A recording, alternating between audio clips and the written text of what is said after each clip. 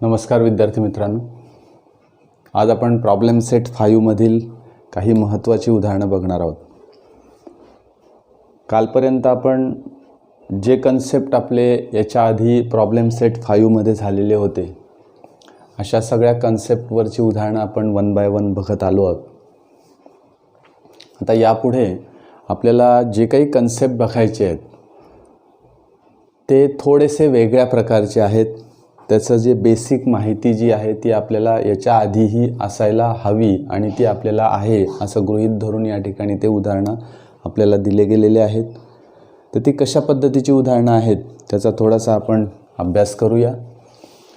एक कन्सेप्ट आपण याच्या आधी शिकलेलो आहोत की जो कन्सेप्ट आहे how to draw the circle of a triangle.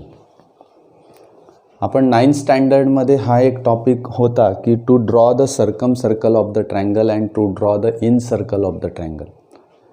मग आता या कोऑर्डिनेट जॉमेट्रीमध्ये याचा काय संबंध?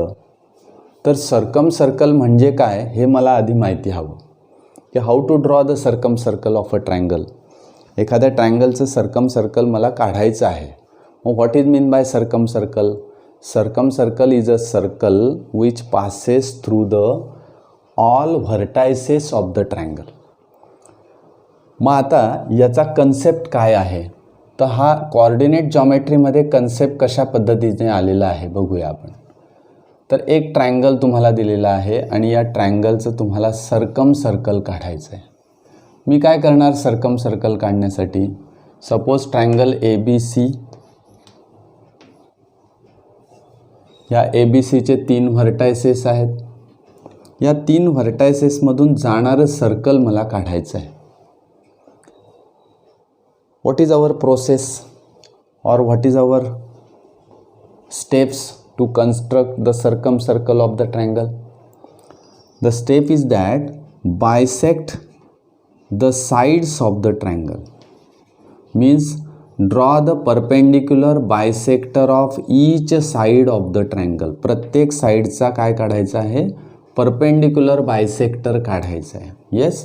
And if we draw the perpendicular bisector of each side of the triangle then all these perpendicular bisectors meet at a point, or all these perpendicular bisectors are concurrent, and hence concurrent means they meet at a point, and means that this point is equidistant from all vertices of the triangle. हा concept आहे इथे बघा. This point, that is circumcenter, it is called as a circumcenter, the point of intersection of all perpendicular bisectors of 3 sides of the triangle, it is called as a circumcenter. Why it is called as a circumcenter?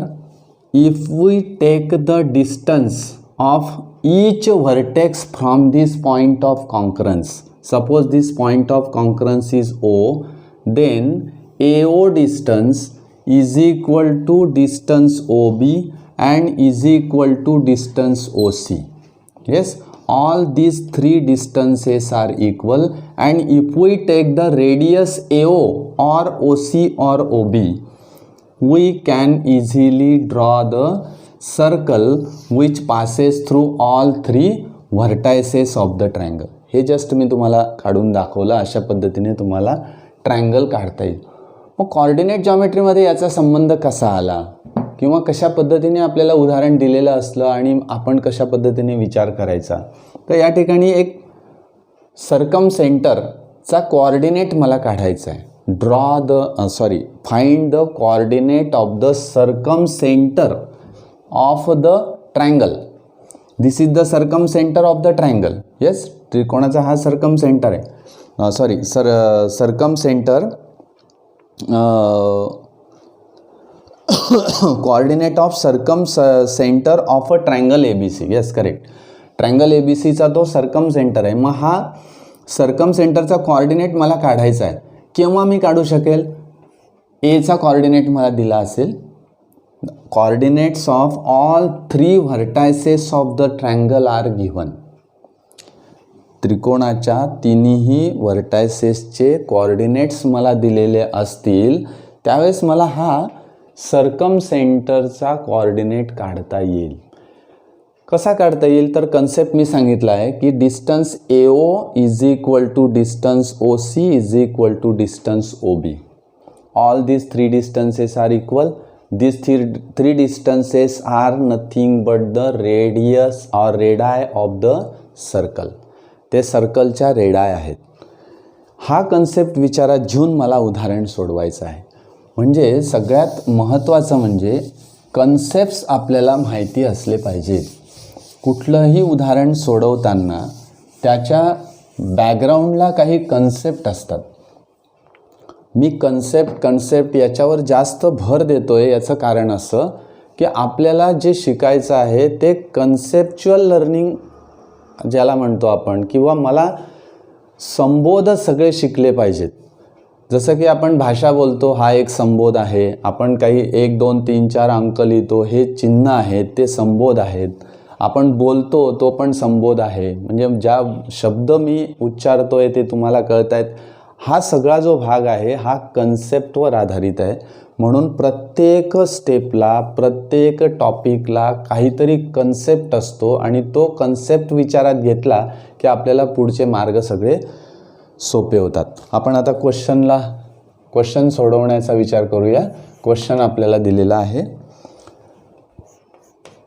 A -3, -4, B -5, 0, C 3, 0. बघा आता हे these three are the vertices of the triangle. हे ट्रायंगलचे vertices आहेत. Yes, are vertices of triangle ABC. Yes, ABCचे ते vertices. मग काय काढायचं आहे मला? Find the coordinate of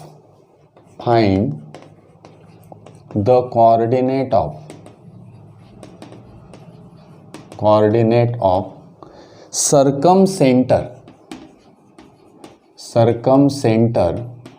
of triangle ABC.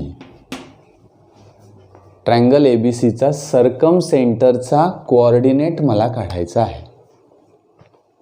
आपण एक छोटीशी डायग्राम काढून घेऊया की ज्याच्यामध्ये मला सर्कल दिसतं आहे. This circle passes through all 3 vertices of the triangle. Yes, अशा पद्धतीने मला सर्कल या ठिकाणी दिसतं आहे. आणि हे सर्कल कुठून जातं आहे तर all 3 vertices of the triangle. समजा अशा प्रकारचा मी ट्रायंगल या ठिकाणी काढलेला आहे. Yes, this is the centre of this circle. Triangle आहे ABC. Coordinate of A -3, -4. Coordinate of B -5, 0. Coordinate of C 3, 0. Yes, 3 coordinates मला दिलेत. हा सर्कम सेंटर आहे. तर AO बघा, आपण AO जोडला तर रेडियस होईल, OB जोडला तर रेडियस होईल आणि OC जोडला तर रेडियस होईल. Yes, all these 3 distances are equal. मी याच्या आधी तुम्हाला जो कन्सेप्ट सांगितला आहे तो आता आठवायचा आणि या पद्धतीने विचार करत राहायचं की या ठिकाणी हा परपेंडिक्युलर बायसेक्टर काढलेला आहे म्हणून हा पॉईंट मला मिळालेला आहे. या साईडचे perpendicular bisectors, after drawing the bisectors of each side of the triangle, this point will be occurs. This is called as a point of concurrence and this point of concurrence is called as a circumcenter of the triangle. आता हा circum centre आहे, याला मी O नाव देतो. ठीक आहे, याला O नाव देऊया. मग आता मला काय काय माहिती आहे की circumcentre is a point where all perpendicular bisectors meet at a point, or we can say that all perpendicular bisectors meet at a point. This point is called as a circumcenter of the triangle. हा त्याचा circum centre आहे. मग आता point of circumcentre, point of concurrence of perpendicular bisectors of the triangle is called as a circumcentre. हे आपल्याला माहीत झालं. And circumcentre, this point of concurrence is equidistant from the all vertices of the triangle. आता इथे मी या ठिकाणी लिहितो, here circumcenter or circumcenter is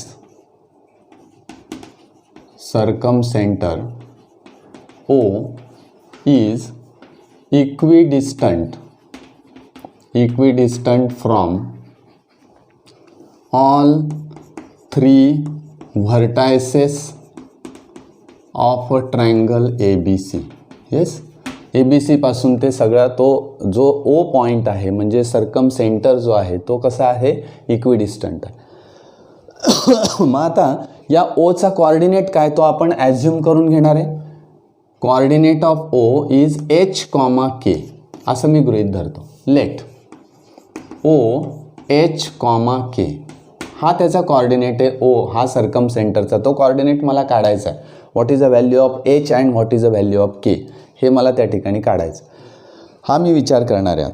आता this is the circumcentre of the triangle and A, coordinate of A -3, -4, B -5, 0 and C 3, 0. Yes, या पद्धतीने मी कोऑर्डिनेट्स लिहिलेले आहेत. ओचा कोऑर्डिनेट आहे H, K. कन्सेप्ट काय आहे, this point of concurrence that is circumcentre is equidistant from all vertices of the triangle means AO is equal to OB मी लिहू शकतो. AO is equal to OC असंही लिहू शकतो. Or OB is equal to OC असंही लिहू शकतो. बरोबर. आता आपल्याला डिस्टन्स फॉर्म्युल्याकडे या ठिकाणी जायचं. आता मी पहिला मुद्दा असं म्हणतो की O is equidistant from this O point is equidistant from A and B असं मी म्हणेल किंवा A and C असंही म्हटलं तरी चालेल. Let point O is equidistant from A and B.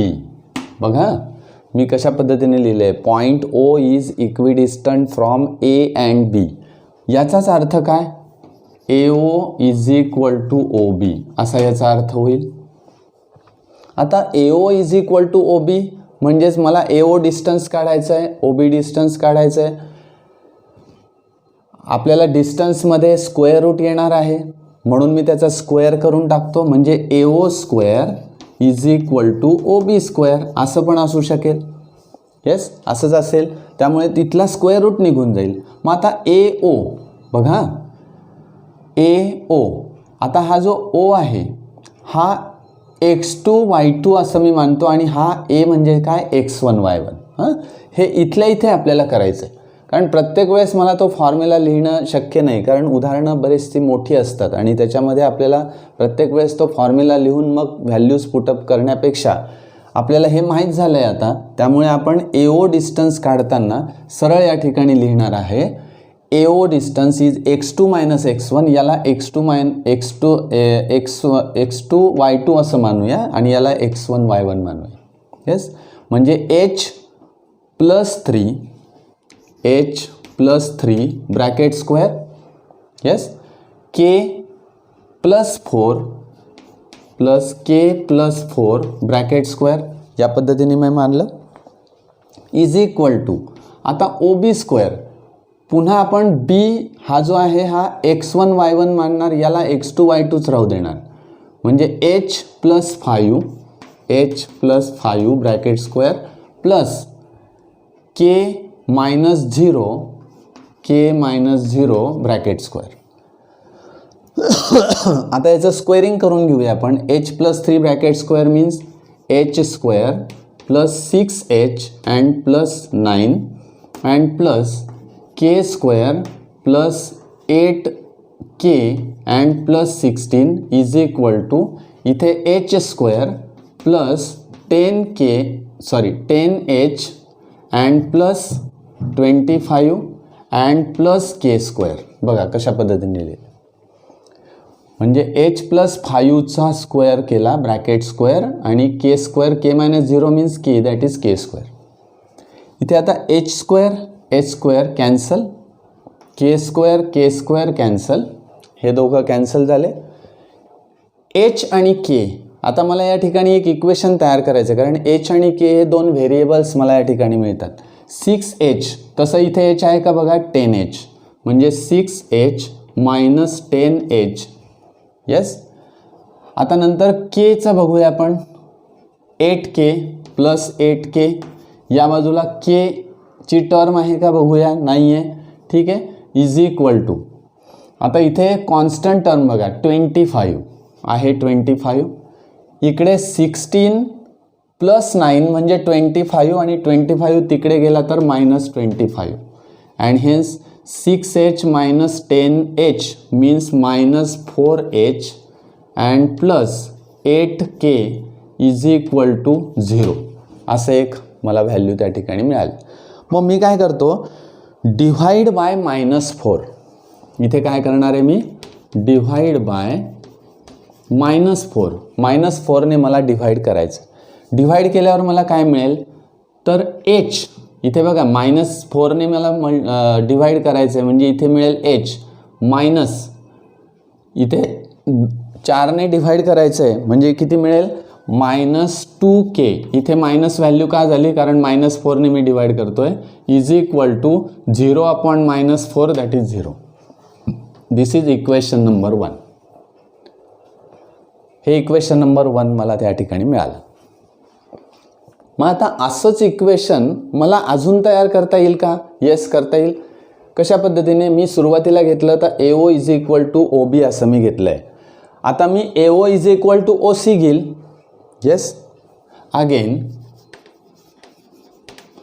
AO is equal to OC means that AO square is equal to OC square असं मला या ठिकाणी लिहिता येते. मग आता AO square is equal to OC square लिहिल्यानंतर मला पुन्हा या ठिकाणी व्हॅल्यूज टाकायच्या आहेत. ज्याप्रमाणे असं इक्वेशन तयार केलं तसंच इक्वेशन मला इथे तयार करायचं आहे.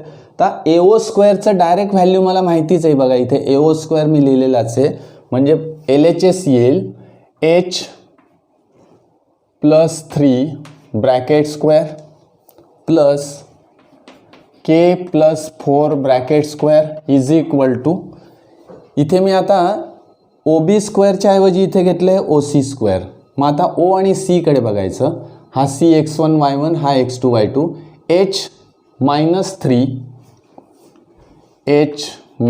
3 bracket square and k minus 0 plus k minus 0 bracket square, या पद्धतीने लिहिलं. आता पुन्हा स्क्वेअरिंग करायचं आहे. स्क्वेअरिंग मी करणार. स्क्वेअरिंग करताना ही टर्म तर तशीच राहील. या ठिकाणी h square plus 6h plus 9 plus k square plus 8k plus 16. Yes, हे याच पद्धतीने आलं. इज इक्वल टू, इथे येईल h square minus 6h and plus 9 and plus k square. या ठिकाणी पुन्हा h स्क्वेअर आणि h स्क्वेअर कॅन्सल होतो. k square is cancel. minus 6h and this 6h means plus 6h. Yes, 6h plus 6h, correct. दोघांची बेरीज झाली. नंतर k ची टर्म बघूया. प्लस 8k, इकडे k नाहीच आहे, इज इक्वल टू, इथे उरला 9. येस, हा 9 सुद्धा कॅन्सल होईल. इथला बघा हा 9 आणि 9 कॅन्सल होईल. प्लस 9 आहे प्लस 9 आहे कॅन्सल होईल. इज इक्वल टू, फक्त या ठिकाणी उरेल आता हा 16. आता हा 16 मला इकडच्या बाजूला न्यायचा आहे म्हणजे तो येईल -16. येस, आता 6h plus 6h means 12h plus 8k is equal to -16. इथे म्हणूया आपण डिव्हाइड बाय 4. 4ने मी आता भागतोय. येस, इथे काय येईल 12h means 3h divide by 4 केल्यानंतर plus 2k is equal to -4. This is the statement number 2. आता हे स्टेटमेंट नंबर 2 मला या ठिकाणी मिळालं. आता सॉल्विंग 1 and 2, आता हे 1 स्टेटमेंट मला मिळाले. This is a one of the equation. Solving equation 1 and 2, these two equations are simultaneous equations. म्हणूया इथे solving 1 and 2. h minus 2k is equal to 0. h minus 2k is equal to 0. And next, that is 3h plus 2k is equal to minus 4. या दोघांची जर मी बेरीज केली तर बघा इथे मायनस साइन इथे प्लस आहे. 2k is cancel. Here is 4h is equal to -4 and hence h is equal to -1. h ची व्हॅल्यू येते -1. Now put this value in equation 1. Put this value in equation 1. Equation 1 मध्ये ही value मला टाकायची. Equation 1 कुठे आहे? h minus 2k is equal to 0. h minus 2k is equal to 0. Put h is equal to -1. -1 minus 2k is equal to 0. आता बघा मला k ची value काढायची म्हणजे 2k मी या बाजूला आणतोय म्हणजे -1 is equal to 2k and hence k is equal to -1/2. This is the value of k. means the coordinates of coordinates of O हा h, k म्हणजे काय मिळालं मला coordinates? First coordinate is -1 and second coordinate is -1/2. हा coordinate मला त्या ठिकाणी मिळाला. This is the coordinate of the circumcenter of the triangle. या ट्रायंगलचा तो circumcenterचा coordinate आहे.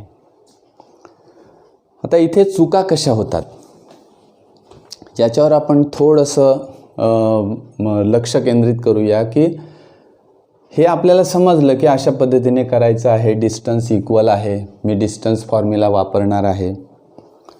आता चूक अशी होते की आपण या ठिकाणी याला x1 y1 मानलं, याला x2 y2 मानलं. माझ्या फॉर्म्युल्यामध्ये काय आहे? x2 - x1 म्हणजे h -3 असं केलं आपण या ठिकाणी. एकच मुद्दा बघूया आपण. मग बऱ्याच वेळा असं होतं की आपलं उलट होतं म्हणजे -3 याला आपण x2 y2 मानतो, याला x1 y1 मानतो आणि मग लिहिताना -3 - h ब्रॅकेट स्क्वेअर. आणि मग ज्यावेळेस असं येतं -3 - h ब्रॅकेट स्क्वेअर आणि मग त्यावेळेस आपली गडबड होते की वर्ग कसा करायचा, स्क्वेअरिंग कसं करायचं. आणि मग इथून आपली सुरुवात होते की हे लिहिलं तरी चालेल, -3 - h ब्रॅकेट स्क्वेअर लिहिलं तरी चालेल किंवा असं लिहिलं तरी चालेल h+2. कारण तुम्ही कोणत्या पद्धतीने त्याला ॲज्युम करतात त्याच्यावर ते अवलंबून आहे. म्हणजे असं नाही. आणि मग ह्या दोघंही पद्धती मला आल्या पाहिजेत. या दोघंही पद्धती मला आल्या पाहिजेत. आता हे -3 - h ब्रॅकेट स्क्वेअर कसा करायचा? तर अगदी सोपं आहे. इथे मायनस साईन जर मी कॉमन काढलं तर इथे येईल 3 + h. करेक्ट. आणि याचा टोटल स्क्वेअर आहे त्यामुळे हा पॉझिटिव्हच होणार आहे. म्हणजे 3 + h ब्रॅकेट स्क्वेअर असं मला करायचं आहे. किंवा तुम्ही असंच a आणि b धरून जर केलं तर काय घडेल बघा. -3 स्क्वेअर म्हटला की तो पॉझिटिव्ह येणार आहे म्हणजे 9 येईल पहिला प्लस. आता प्लस येण्याच्या ऐवजी या ठिकाणी काय येईल? इथे मायनस आहे म्हणून तुम्हाला या ठिकाणी मायनस घ्यावं लागेल. येस. तर ते मायनस तुम्हाला घेताच येणार नाही. त्याचं कारण असं की मायनस साईन इकडे कॉमन काढलेला आहे आणि त्याचा टोटल स्क्वेअर केलेला आहे म्हणजे 3 + h ब्रॅकेट स्क्वेअर असंच तुम्हाला या ठिकाणी घ्यावं लागेल. म्हणजे -3 - h ब्रॅकेट स्क्वेअरचा अर्थ आहे मायनस कॉमन काढलं h+3 + h ब्रॅकेट स्क्वेअर आणि 3 + h ब्रॅकेट स्क्वेअर म्हणजे हा टोटल ब्रॅकेट स्क्वेअर आहे. म्हणून हा मायनस साईनचं काय होईल? प्लस होईल कारण स्क्वेअरिंग होऊन जाईल. पुन्हा याची व्हॅल्यू जी आहे ही अशाच पद्धतीने येईल h² + 6h + 9 किंवा 9 + 6h + h² असं तुम्हाला या ठिकाणी करावं लागेल. ओके. किंवा डायरेक्ट तुम्ही यांचा गुणाकार केला स्क्वेअरिंग केलं तरी चालणार आहे. कशा पद्धतीने बघूया. या ठिकाणी आता -3 - h म्हणजे इथे तुम्ही म्हणणार आहात -3 स्क्वेअर, हां first term square plus first term square plus या ठिकाणी दोघं टर्मच्या गुणाकाराची दुप्पट मला करायची आहे, म्हणजे 2 इन ब्रॅकेट -3 × -h असं तुम्ही करणार आहात. येस, अशा पद्धतीने करणार आहात. आणि plus h square -h square म्हणजे सगळे पॉझिटिव्ह होतील की नाही बघा. म्हणजे इथे आपला गोंधळ उडतो. तो गोंधळ टाळण्यासाठी मला काय करावं लागणार आहे की याला x2 y2 माना आणि याला x1 y1 माना. म्हणून मग आधी h येईल, आधी k येईल या पद्धतीने, आणि मग आपल्याला स्क्वेअरिंग करणं ते सोपं जाईल. तर हा एक मुद्दा मला या ठिकाणी सांगायचा होता. तर अशाच पद्धतीचं अजून एक उदाहरण आहे, ते उदाहरण आपण पुन्हा या ठिकाणी बघणार. कारण बऱ्याच वेळा असं होतं की याचा आपल्याला सराव एकदा बघितल्यानंतर किंवा एकदा आपण अनुभवल्यानंतर ते कळत नाही. आपण दुसरं तिसरं चौथं उदाहरण ज्यावेळेस आपण सोडवतो त्यावेळेस आपल्याला त्या गोष्टी उमजायला लागतात, त्या गोष्टी कळायला लागतात. ठीक आहे, आपण अजून एक उदाहरण याच पद्धतीचं घेणार आहोत. एक्झाम्पल आपल्याला अशाच पद्धतीने दिलेलं आहे. तुम्ही वही पेन घेऊन बसलेला आहात तर तुम्ही स्वतः हे उदाहरण सोडवण्याचा प्रयत्न करा. माझ्यासोबत सोडवलं तरी चालेल. आपण आता ते उदाहरण या ठिकाणी लिहूया. Find the coordinate of question. Find the coordinate of the circum centre of a triangle whose vertices are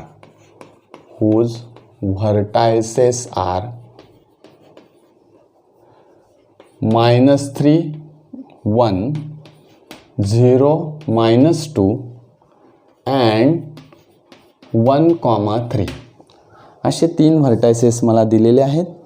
आणि मला काय काढायचं आहे, same coordinate of circum centre of the triangle. पुन्हा अशा पद्धतीची एक छोटीशी मी डायग्रॅम त्या ठिकाणी काढून घेतो. Circum centre of a triangle मला काढायचं आहे. एक सिंपल डायग्रॅम मी या ठिकाणी काढून घेतो. आता अशा पद्धतीचा एक ट्रायंगल आपल्याला दिलेला आहे. समजा हा पॉईंट आहे O, याचे कोऑर्डिनेट्स h, k मला घ्यायचे आहेत.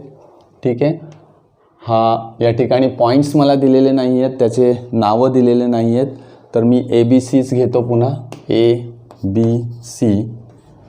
एचा कोऑर्डिनेट आहे -3, 1, बीचा कोऑर्डिनेट आहे 0, -2 आणि सीचा कोऑर्डिनेट आहे 1, 3.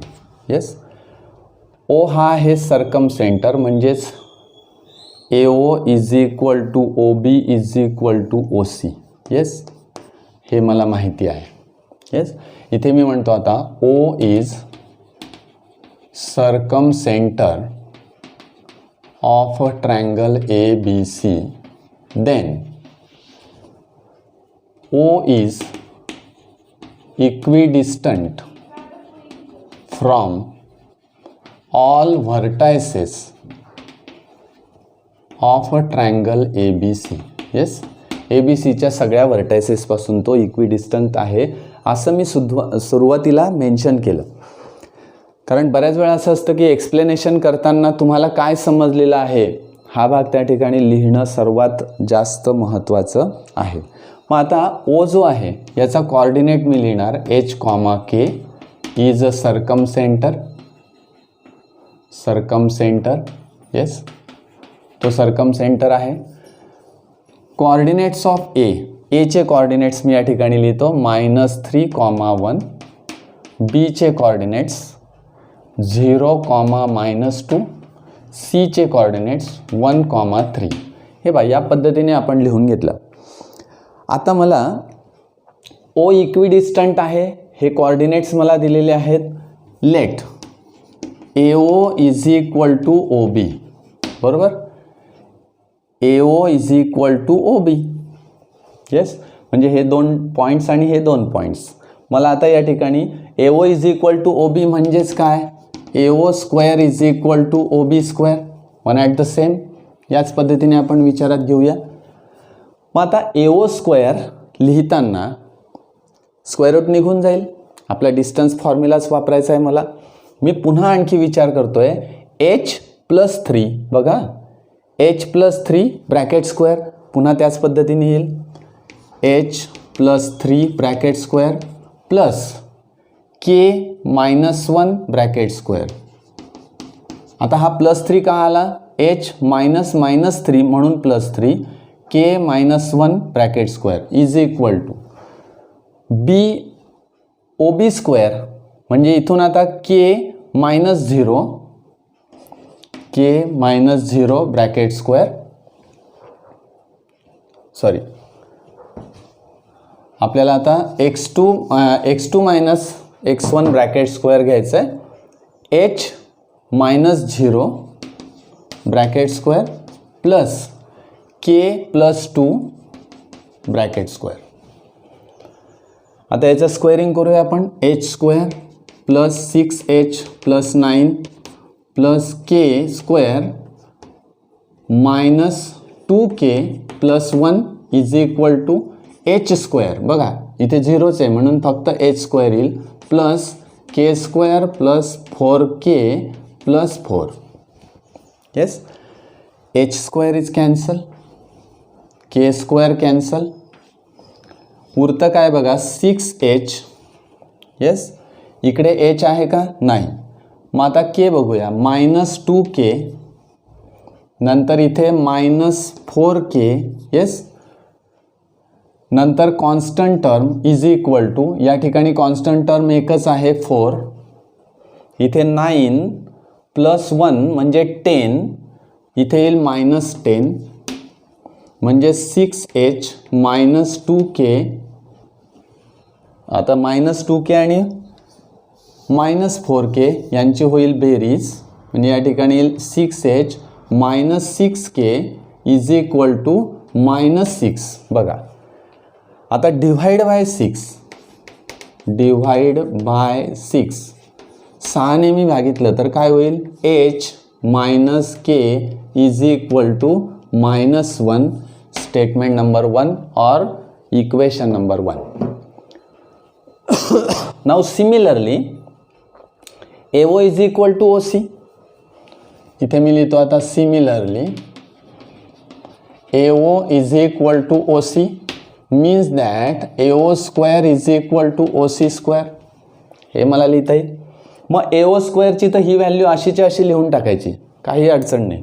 h+3 bracket square plus k+1 bracket square is equal to. आता OC लिहिताना मी पुन्हा आता O आणि C याकडे लक्ष देणार. h-1 bracket square, h-1 bracket square plus k-3 bracket square, k-3 bracket square.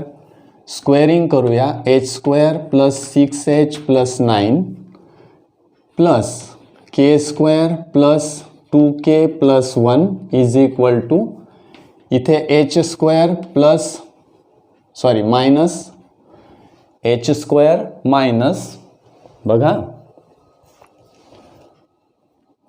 2h and plus 1 and plus k square minus 6k and plus 9. म्हणजे या ठिकाणी मी लिहिताना स्क्वेअरिंग प्रत्येकाचं केलं.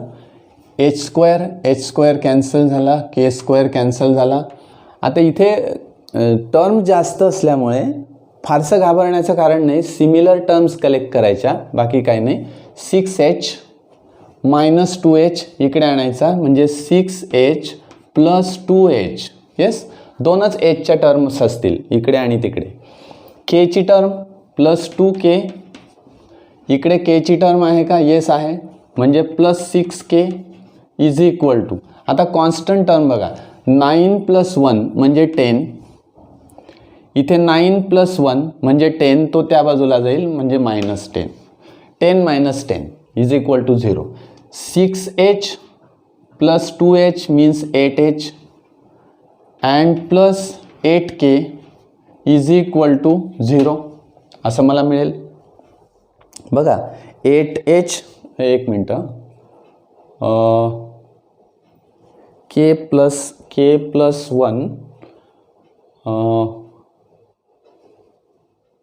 सॉरी k minus 1, माझं या ठिकाणी चुकलं लिहिताना. k minus 1 म्हणजे या ठिकाणी येईल -2k. येस, ओके म्हणजे या ठिकाणी येईल -2k. मग आता -2k प्लस 6k यांची बेरीज होईल +4k. Yes, is equal to 0. Yes, 8k plus 4k 8h plus 4k is equal to 0.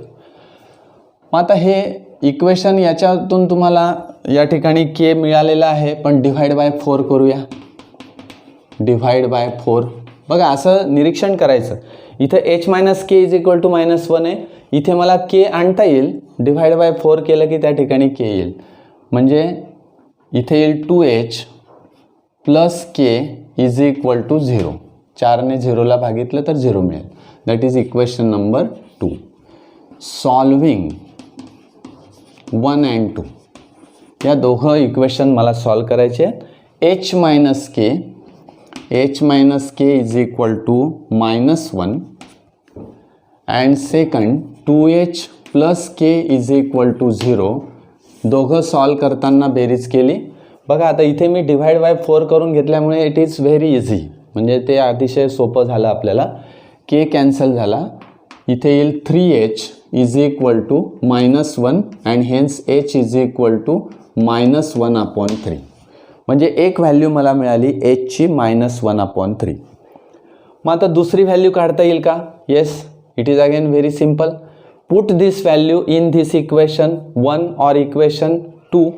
बरोबर आहे, कुठेही टाका तुम्ही. इक्वेशन 1 मध्ये आपण टाकूया. Put this value in equation 1. या ठिकाणी मी लिहितो आता. इक्वेशन 1 मध्ये मी टाकल्यानंतर काय होईल बघा. इक्वेशन 1 काय आहे ते आधी लिहूया आपण. h minus K is equal to 1. Value मला कोणाची टाकायची? h ची -1/3 minus K is equal to 1. K ची व्हॅल्यू मला काढायची, म्हणजे के या बाजूला नेऊया आपण. -1/3 -1 इज इक्वल टू के. इथे -1 येईल बघा. -1 3ने याला गुणावं लागेल. -3 डिवाइडेड बाय 3. येस, -1 हां येस -3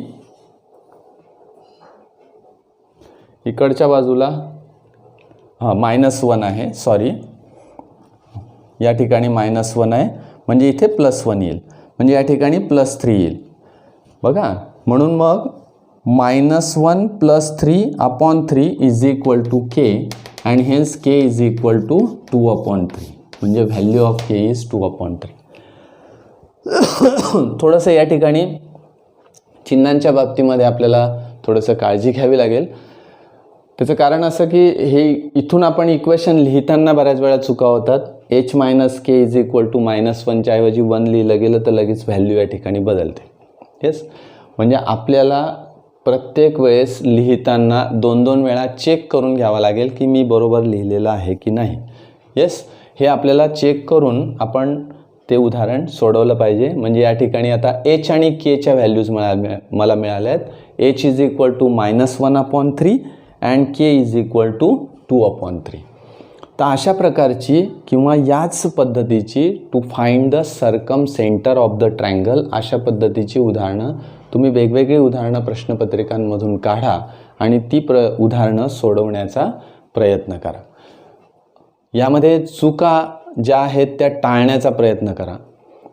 बरेच अशी जी मोठी उदाहरणं असतात की ज्याच्यामध्ये आपल्याला वेगवेगळ्या प्रकारचे कन्सेप्ट दिलेले असतात किंवा त्यामध्ये वेगवेगळे अवधानं आपल्याला ठेवावे लागतात की इथे व्हॅल्यूज बरोबर टाकली आहे की नाही, त्या ठिकाणी ती बरोबर ओढली गेली आहे की नाही, त्या ठिकाणी ती व्हॅल्यू आलेली आहे की नाही.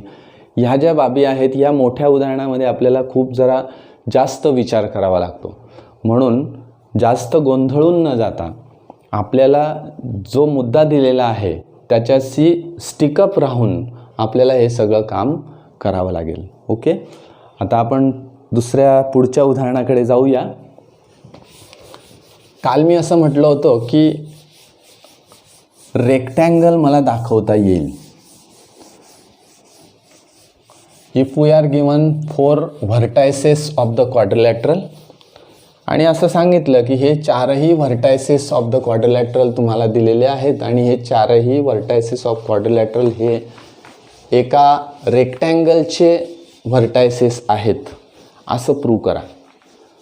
मग आपल्याला त्यावेळेस थोडा प्रश्न पडतो की आपण कोणत्या पद्धतीने जाणार, कारण रेक्टँगल ज्यावेळेस मला प्रूव्ह करावा लागतो त्यावेळेस अपोजिट साईड्स आर कॉन्ग्रेंट हे मला दाखवावं लागतं. करेक्ट. पण नुसतं अपोजिट साईड्स कॉन्ग्रेंट असून किंवा अपोजिट साईड्स पॅरलल आहेत एवढं दाखवून आपल्याला चालत नाही, तर त्या क्वाड्रिलॅटरलचे डायगोनल्स कसे आहेत ते मला बघावं लागतं. म्हणजे रेक्टँगल आहे हे सांगण्यासाठी मला डायगोनल कॉन्ग्रेंट आहे हे मला दाखवणं जास्त गरजेचं आहे. येस, आपण एक्झाम्पल घेऊया, त्याच्यावरून आपल्याला आयडिया येईल. क्वेश्चन नंबर 12 हा तुमच्या प्रॉब्लेम सेटमधला क्वेश्चन नंबर 12 आहे. Show that quadrilateral PQRS formed by P 2,1 Q -1,3 R -5, and S -2, -5 is a rectangle. बघा मित्रांनो, काय प्रूव्ह करायचं आहे मला की हा रेक्टँगल आहे असं प्रूव्ह करायचं. मग आता याच्यासाठी 2 मेथड आहेत. पहिली मेथड म्हणजे तुम्ही डिस्टन्स फॉर्म्युला वापरू शकतात. डिस्टन्स फॉर्म्युल्याने तुम्ही काय करणार आहात, तर या क्वाड्रिलॅटरलच्या सगळ्या साईड्सची लेंथ काढणार आहात. येस, त्या सगळ्या साईड्सची लेंथ काढून झाल्यानंतर तुम्हाला असं दिसेल की अपोजिट साईडची लेंथ इक्वल आहे. अपोजिट साईडची लेंथ इक्वल आहे याचा अर्थ तो रेक्टँगल आहे असं म्हणता येणार नाही. हे एक लक्षात घ्या की if the opposite sides of the quadrilateral are congruent, it is not a rectangle, it is a parallelogram. तो रेक्टँगल होतच नाही, कारण तुम्ही म्हणूच शकत नाही, कारण रेक्टँगलला असं असतं की अपोजिट साइड्स आर कॉन्ग्रेंट आहेत पण ईच अँगल इज 90 डिग्री असं तुम्हाला दाखवावं लागेल. किंवा एक प्रॉपर्टी सगळ्यात महत्त्वाची रेक्टँगलची की if the diagonals of the quadrilateral are congruent then it is a rectangle, तेव्हा तो रेक्टँगल होऊ शकतो. डायगोनल्स कॉन्ग्रेंट म्हणजे बघा 2 मुद्दे पाहिजे. डायगोनल्स कॉन्ग्रेंट आहेत हा एक मुद्दा आणि अपोजिट साइड्स कॉन्ग्रेंट आहेत, येस, हा एक मुद्दा. या दोघांवरून ठरवून मला तो रेक्टँगल आहे असं प्रूव्ह करता येईल. म्हणजे सुरुवातीला मी या ठिकाणी असं म्हणणार आहे की हा क्वाड्रिलॅटरल पॅरलेलोग्राम आहे असं मला सिद्ध करावं लागेल सगळ्यात आधी. This is the first method किंवा फर्स्ट स्टेप. पहिली स्टेप अशी आहे की हा पॅरलेलोग्राम आहे असं प्रूव्ह करायचं. Then next diagonals are congruent असं दाखवायचं. Means if the diagonals of the parallelogram are congruent then it becomes a rectangle, तेव्हा तो रेक्टँगल होईल. मग तो पॅरलेलोग्राम आहे दाखवण्यासाठी 2 पद्धती आहेत. एक म्हणजे distance formula, find the distances of each side of the quadrilateral, हा एक मुद्दा. And second point opposite sides parallel आहेत असं दाखवणं. कशावरून? By using the slope concept. By using the slope concept. मग आपण सगळ्यात सोपी मेथड कोणती आहे तर स्लोप कन्सेप्टची आहे. मग आपण स्लोप कन्सेप्टनुसार जाऊ सुरुवातीला आणि नंतर मग डिस्टन्स फॉर्म्युला वापरू. म्हणजे या ठिकाणी 2ही पद्धती मला वापरता येतील. आणि हे उदाहरण सोडवून झाल्यानंतर तुम्ही स्वतः डिस्टन्स फॉर्म्युल्यानुसार हे उदाहरण सोडवा, कारण डायगोनल्स कॉन्ग्रेंट हे तर मला दाखवावंच लागेल. आपण उदाहरण सोडवायला सुरुवात करूया. या ठिकाणी 4 व्हर्टायसेस मला दिलेले आहेत. ते व्हर्टायसेस मी अशा पद्धतीने या ठिकाणी लिहून घेतो. P let P 2,1, Q -1,3, R -5, -3 and S -2, -5. हे चारही व्हर्टायसेस मला दिलेले आहेत. Let us find the slope of each side of the quadrilateral. Let us find slope of each side of quadrilateral. या क्वाड्रिलॅटरलच्या प्रत्येक बाजूचा मला स्लोप घ्यायचा आहे आणि मला कळेल लगेच की बुवा अपोजिट साइडचे स्लोप इक्वल आहेत का. येस असेल तर मी सरळ म्हणणार की this quadrilateral is a parallelogram. Yes, पहिला मुद्दा म्हणजे पहिली स्टेप आपण करतोय. Slope of P Q. Slope of P Q is equal to, मी डायरेक्ट फॉर्म्युला वापरणार. स्लोप ऑफ पी क्यू म्हणजे -1. आता बघा आपला फॉर्म्युला काय आहे स्लोप काढण्यासाठी, y2 - y1 upon x2 - x1. This is our formula. यानुसार मी करणार येते. म्हणजे 3 - 1 divided by -1 - 2 is equal to, बघा 3 - 1 divided by -1 - 2 is equal to that is 2 upon -3 means -2 upon 3. This is the slope of line PQ or side PQ. Slope of QR, बघा PQ झाला आता QR is equal to पुन्हा -3 divided by -5 + 1 is equal to -6 upon -4 means, आता हे positive होऊन जाईल. 2 × 6 आणि 2 × 4 म्हणजे 3/2 that is second. Third, slope of RS is equal to, आता RSचा स्लोप घ्यायचा आहे -5 + 3 divided by -2 + 5 is equal to, here is -2 divided by +3 means -2 upon 3 and this is the slope. आपल्या लगेच लक्षात आलं असेल की slope of PQ is equal to slope of RS. चौथा स्लोप काढूया आपण. Slope of PS is equal to, PSचा स्लोप मी काढणार -5 - 1 divided by -2 is equal to -6 upon -4, पुन्हा त्याच पद्धतीने आलं 3/2 दॅट इज स्टेटमेंट 4. मग इथे पहिला मुद्दा म्हणूया आपण, पहिली स्टेप आपण पूर्ण करूया. फ्रॉम 1 and 3, 1 आणि 3 याच्यावरून मी असं ठरवतोय की slopes are equal and hence PQ is parallel to RS. मी डायरेक्ट आता लिहिणार आहे बघा. From 1 and 3 slopes are equal from 1 and 3 and means PQ is parallel to RS. Hence PQ is parallel to RS. This is statement number 4. And again from statement 2 and 4, which lines are parallel? 2 and 4. QR is parallel to PS. QR is parallel to PS. आणि म्हणून quadrilateral PQRS is a parallelogram. Is a parallelogram. म्हणजे तो parallelogram आहे हे मी या ठिकाणी prove केलं.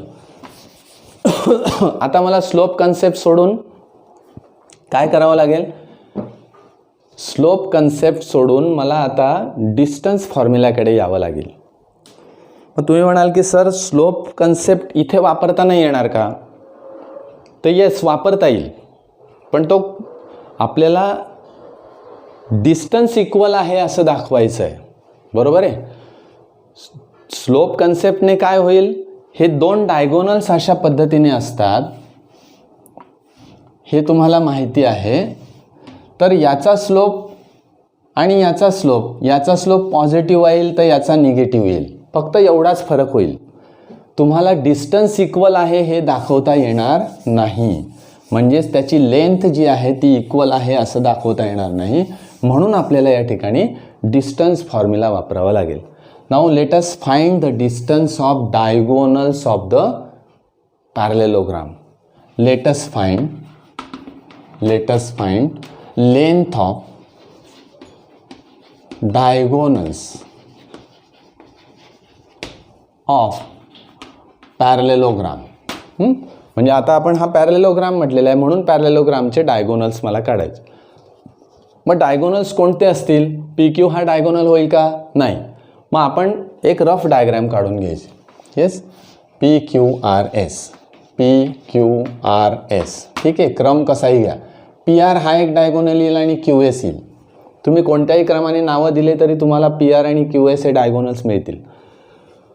P R, yes, P आणि आर म्हणजे ह्या दोघं डायगोनल्स मी आधी या ठिकाणी काढणार.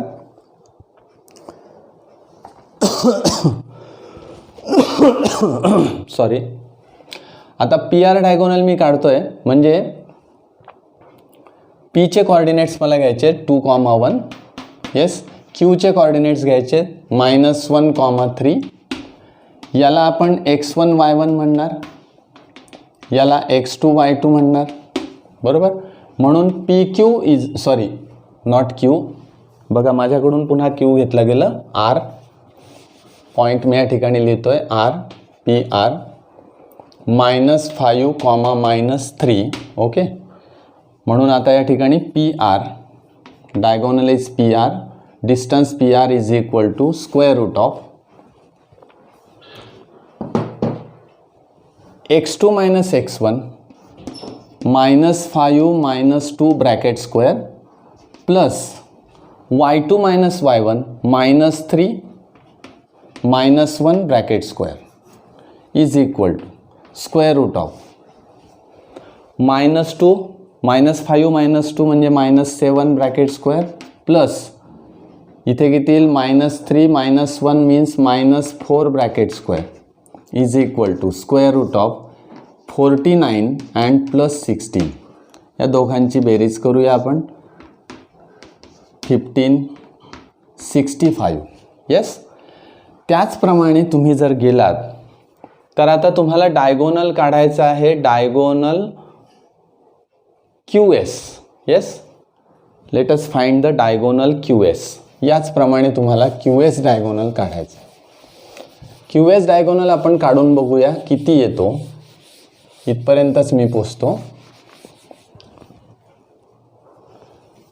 Let us find Q S. बरोबर. आता क्यूचे कॉर्डिनेट्स बघा. क्यूचे कॉर्डिनेट्स काय आहेत? आपण या ठिकाणी क्यूचे कॉर्डिनेट्स घेतलेले आहेत. क्यूचे कॉर्डिनेट्स -1 3 -1, -3 अँड एसचे कॉर्डिनेट्स -2, -5. येस, करेक्ट आहेत. बघा x1 y1 and x2 y2. बघूया आपण क्यू एस काढून. Q S is equal to square root of x2 - x1 -2 + 1 -2 + 1 bracket square. Yes, इथे काय येईल 5 म्हणजे -5 plus -5 -3 bracket square is equal to इथे बघा -2 -1 म्हणजे -1 स्क्वेअर प्लस इथे येईल -8 स्क्वेअर इज इक्वल टू, तुम्ही जर हे सोडवलं 1 square means 1 and 8 square means 64 is equal to square root of 65. म्हणजे तुम्हाला या ठिकाणी स्क्वेअर रूट ऑफ 65 कोणाची व्हॅल्यू मिळाली? क्यू एसची. पी आरची किती मिळाली आहे? Square root of 65. आणि म्हणून तुम्ही निष्कर्ष काय काढणार? Hence here P R is equal to Q S means diagonals of a parallelogram are congruent, then quadrilateral PQRS is a rectangle. हे सरळ मला या ठिकाणी लिहिता येईल की PQRS is a rectangle. Steps तुम्हाला कळल्या की आधी पॅरलेलोग्राम दाखवणे, this is the first step, and the diagonals of the parallelogram are congruent, then it becomes a rectangle. तेव्हा तो या ठिकाणी रेक्टँगल होईल. तर अशा पद्धतीने आपल्याला ते डायगोनल्स काढायचे आणि तो रेक्टँगल त्या ठिकाणी सहज दाखवता येईल. हे मी तुम्हाला आज हे 3 प्रकारचे एक वेगळी उदाहरणं या ठिकाणी तुम्हाला सांगितली. त्याच्यातले ज्या अडचणी आहेत त्या पण सांगितल्या. हेच उदाहरण मी आत्ता जे पॅरलेलोग्राम दाखवण्याचं, रेक्टँगल दाखवण्याचं जे उदाहरण घेतलं आहे, हेच तुम्ही डिस्टन्स फॉर्म्युल्याने सोडवून बघा. तुम्हाला डिस्टन्स फॉर्म्युल्याने ही सेम ॲन्सर मिळेल. पण आपल्याला स्लोप कन्सेप्ट माहिती असल्यामुळे आपण ती प्रोसेस थोडीशी लांबेल. त्याच्याऐवजी आपण स्लोप कन्सेप्टने हे उदाहरण सोडवलं, हरकत नाही. वेगवेगळ्या मेथड्स प्रत्येक उदाहरण सोडवण्यासाठीच्या आहेत. पण त्यातल्या त्यात आपण जे कन्सेप्ट शिकलेलो आहोत त्या कन्सेप्टवर आधारित उदाहरणं सोडवणं हे सगळ्यात महत्त्वाचं आहे. आपण स्लोप कन्सेप्ट शिकलो. आपण स्लोप कन्सेप्टच्या माध्यमातून तो पॅरलेलोग्रामही दाखवला आणि diagonals of the parallelogram are congruent आणि म्हणून तो रेक्टँगल होईल हा थेरम आपल्याकडे आहे, म्हणून त्याचा बेस आपण घेतला या ठिकाणी. तर असं हे जे कन्सेप्ट आहेत, एक एक कन्सेप्ट त्या उदाहरणातले आपण समजून घेतले पाहिजेत. ओके. आता पुढच्या तासाला आपण अजून काही नवीन वेगवेगळी जी उदाहरणं आहेत ती याच्यातली निश्चित बघणार आहोत. मला असं वाटतं ह्या ज्या उदाहरणं मी आज जी घेतली त्याची प्रॅक्टिस होणं तुमचं जास्त गरजेचं आहे. म्हणून अजून तुम्ही प्रश्नपत्रिकेतली उदाहरणं ती शोधा, ती काढा आणि त्या पद्धतीने घरीच सराव करा आणि सातत्याने सराव करा. ज्यावेळेस सातत्य असतं त्यावेळेस आपल्याला अशा बाबींमध्ये चुका होत नाही आणि ते आपल्याला कन्सेप्ट जे असतात ते फिक्स होत राहतात. त्यामुळे आपल्याला ते बघितल्याबरोबर लक्षात येतं की अशा पद्धतीने मला या ठिकाणी वापरायचं आहे. एखाद्या उदाहरणाबद्दल आपण ज्यावेळेस विचार करतो त्यावेळेस आपल्याला हे आठवलं पाहिजे. याच्यासाठी आपल्याला प्रॅक्टिस करणं फार गरजेचं आहे. ओके. आज आपण या ठिकाणी थांबूया. उद्याच्या तासाला अजून काही नवीन उदाहरणं आपण या ठिकाणी बघणार आहोत. ओके. धन्यवाद.